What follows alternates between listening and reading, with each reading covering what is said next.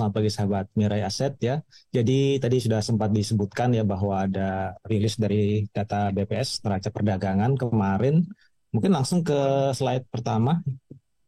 Memang neraca perdagangannya itu menurun cukup signifikan ya, lebih rendah dibandingkan dengan ekspektasi. Ya, itu tercatat sebesar 1,3 billion US dollar. Dan lebih rendah dibandingkan dengan dibandingkan dengan bulan lalu ya, dibandingkan dengan bulan Juni 3,5 billion.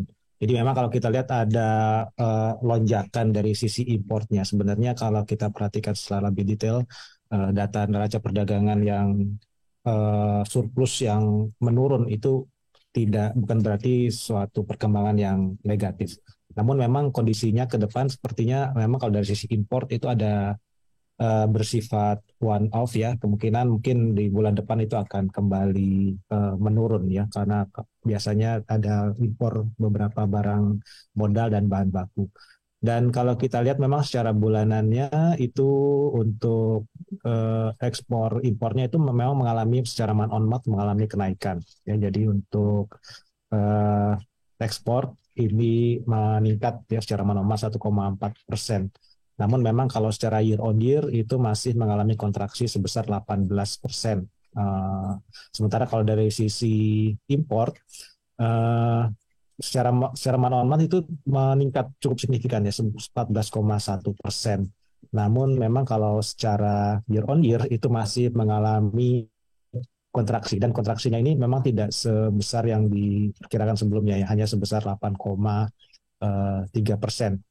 Kontraksinya juga lebih rendah dibandingkan dengan kontraksi di bulan Juni yang sebesar 15,3% secara year on year. Next.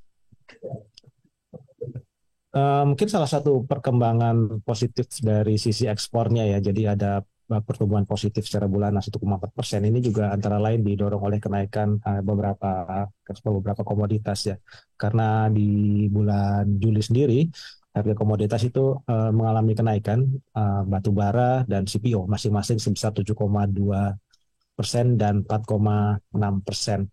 Namun kalau untuk bulan Agustus sendiri memang kondisinya agak sedikit bervariasi ya, di mana CPO itu sudah mengalami penurunan agak signifikan, sementara batubara itu masih mengalami kenaikan. Mungkin next. Dan ini mungkin sedikit detail dari sisi importnya ya, seperti saya sampaikan tadi, import untuk semua jenis barang berdasarkan penggunaannya ya, baik itu untuk barang konsumsi, kemudian uh, bahan baku ya, raw materials, dan juga capital goods itu secara bulanan mengalami peningkatan cukup signifikan ya, sebesar 31,9% month on month untuk yang consumer goods. Kemudian untuk yang bahan baku itu meningkat 21,6%, sementara untuk barang modal itu meningkat sebesar 11,2%.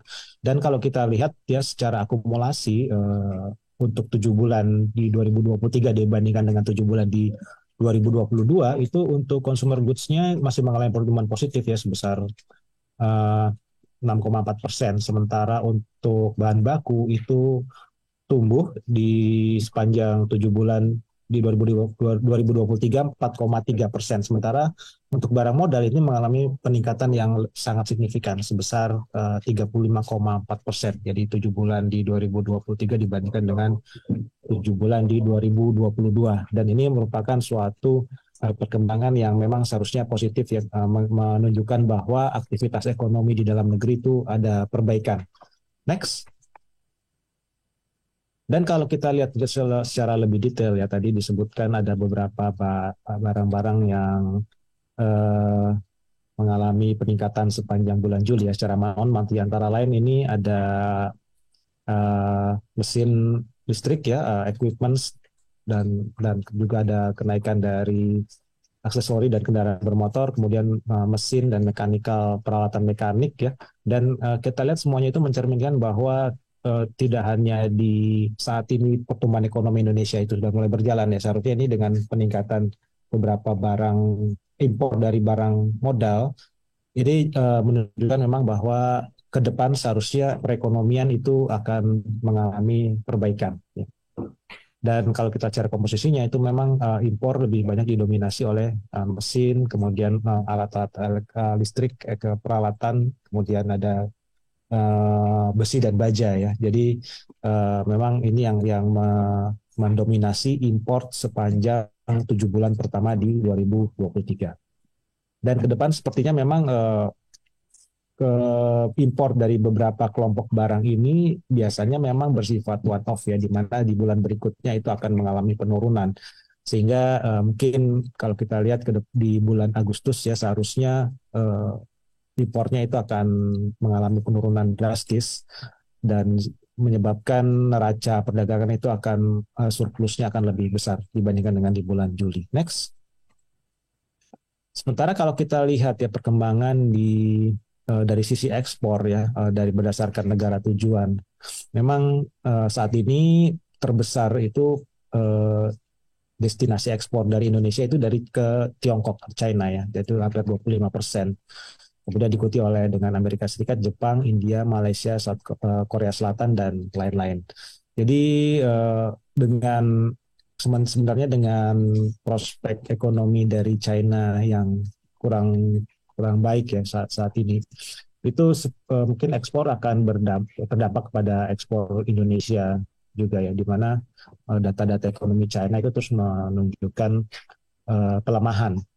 Kemudian kalau dari Amerika Serikat sendiri itu juga sepertinya dengan suku bunga yang tinggi, meskipun beberapa data terakhir itu menunjukkan kondisi yang mungkin lebih baik dari perkiraan. Namun dengan suku bunga yang tinggi kita lihat pertumbuhan ekonomi Amerika di tahun 2023 dan 2024 itu most likely akan slowing down.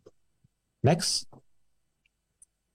Jadi memang kalau dari sisi perkiraan prospek perekonomian global ya, terutama dari dua negara tujuan ekspor utama Indonesia, yaitu dari China dan juga di US, sepertinya memang dengan prospek yang melambat secara signifikan di China ya, itu ini akan berdampak juga kepada ekspor dari Indonesia.